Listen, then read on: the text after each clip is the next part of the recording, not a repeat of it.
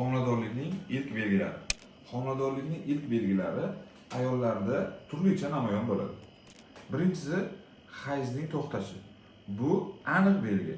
Lekin ayrim holatlarda hayzning to'xtashi gormonal buzilishlar yoki og'ir jismoniy mehnat yoki stresslar hisobiga ham bo'lishi mumkin.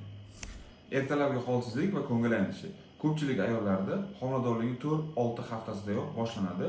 Ertalab yoki kuchli hidlarga yoki ta'mlar ta'sirida yuzaga keladi. Bu odatda toksikozning ilk belgilari deb hisoblanadi.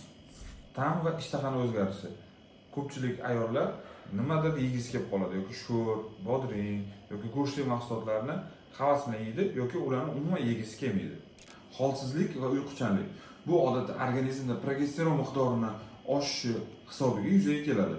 Bunaqa holatda hech qanaqa lecheniya kerak emas, sababi bu organizmning homilaga moslashish jarayoni hisoblanadi. Ko'kraklarda o'zgarishlar bo'ladi, ya'ni ko'krak ishishi yoki qizarishi yoki ko'krakda og'riqlar yuzaga kelishi mumkin. Agar homiladorlikni sanab o'tilgan belgilari kuzatilayotgan bo'lsa, UZI tekshiruvini o'tkazish yoki qondagi Hg miqdorini tekshirish bilan homiladorlik aniqlanadi. Lekin ko'pchilik ayollarda quyida sanab o'tilgan hamma belgilar bo'ladi. Menstruatsiya ham to'xtaydi. Даже Hg topshirsa, Hgda ham Hg miqdori qonda ortgan bo'ladi, lekin UZI tekshiruvida homiladorlik aniqlanmaydi. Bu sun'iy homiladorlik deb aytiladi.